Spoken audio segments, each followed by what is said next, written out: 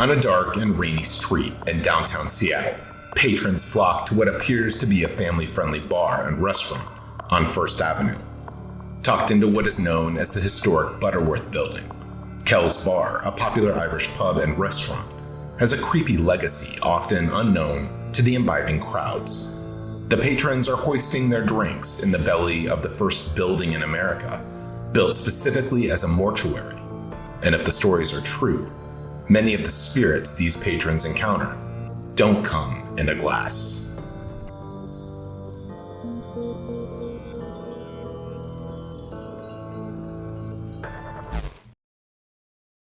Kells Bar is known as the most haunted pub west of the Mississippi. Its macabre history is woven into the structure itself. It was not simply converted into a warehouse for the dead, but rather it was designed for that grim task from the start. And a century of harrowing reports claim that many of the deceased who checked in have never actually left. One of the ghosts that's been seen often over the years even has a name: Charlie.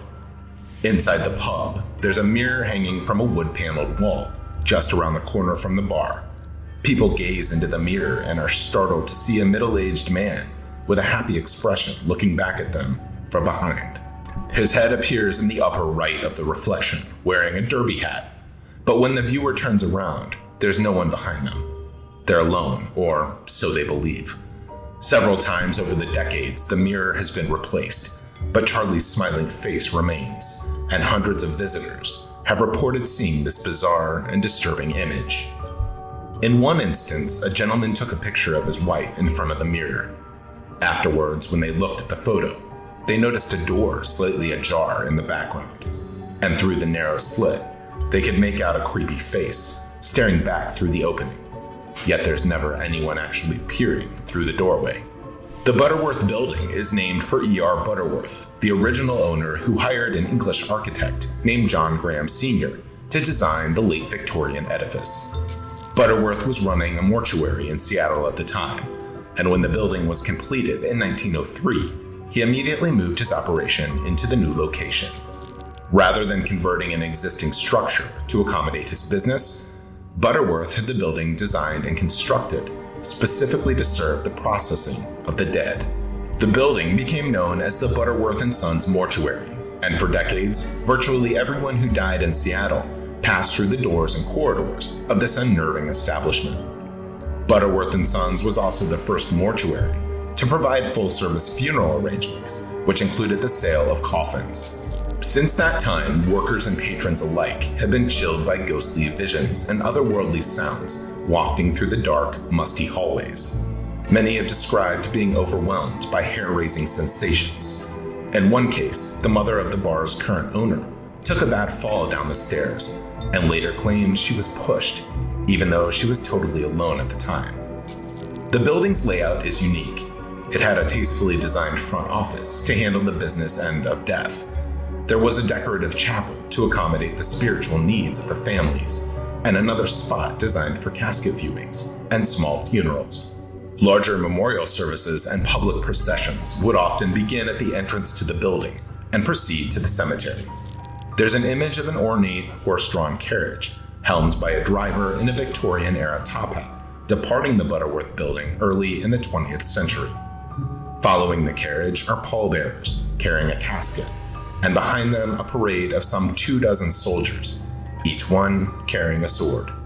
Butterworth & Sons became the leading mortuary in Seattle. It was one-stop shopping for all your afterlife needs. This was because the building had a unique and efficient layout specifically designed to handle the dead. Each floor had a particular function. One level would store only the tools and utensils used for processing a corpse, while another floor was dedicated to housing the actual bodies. Yet another section was purposed for storing hearse wagons and accommodating the horses that would pull them. Modern-day workers at Kells Bar tell chilling stories of their encounters with what they believe are the ghosts of customers past. Among the strange happenings are doors that would suddenly fly open with no one there.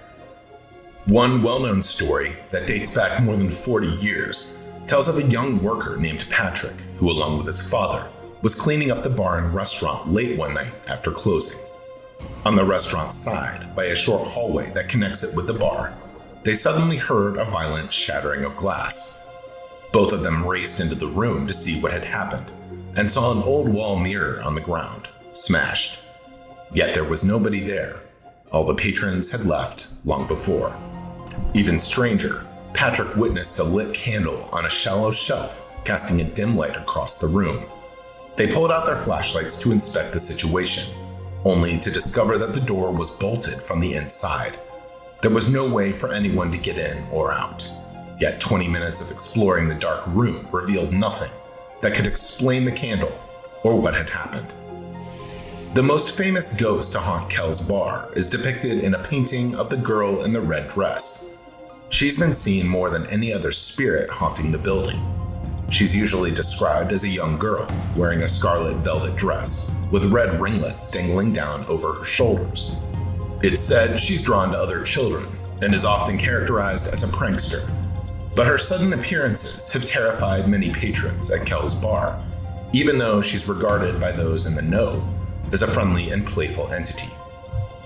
One account from 2010 comes from an employee named Josiah, known as a tough guy, the kind of guy who doesn't seem afraid of anything.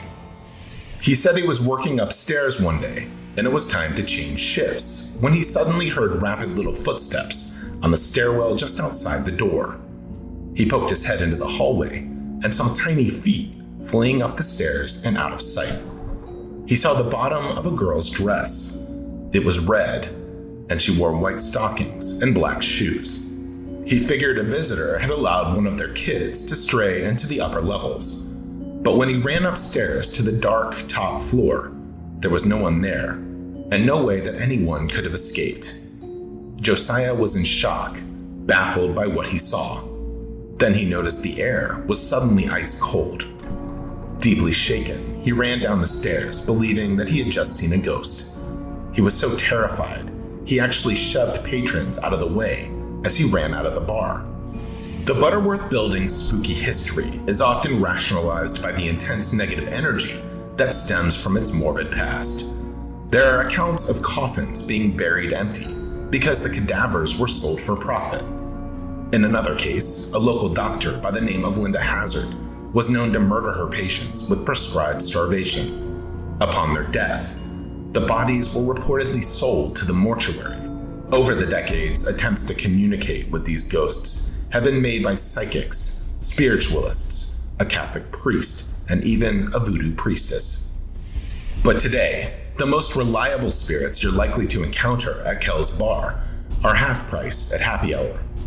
Still, the disturbing machinations of this death house turned family pub continues to add an extra chill to the nightlife of Seattle. My name is Scott, and thank you so much for watching. We're a group of curious and passionate humans, creating documentary-style content for those who share our curiosity, ask questions, and seek to dig deeper in a world where almost everything isn't quite what it seems. We are Mystery Syndicate. If you like what we do, please consider subscribing to our YouTube channel, leave a comment, and give this video a like. And to be notified when we post new videos, hit that notification bell. Also, check us out on Facebook, Instagram, Twitter, TikTok, and for exclusive merchandise, visit our website at www.mysterysyndicate.com. And for those that wish to support our channel, please visit Mystery Syndicate on Patreon. We have a variety of new patron tiers with tons of great benefits. If you want to see your name on a future video, be sure to check it out.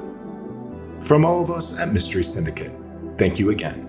We sincerely appreciate your support.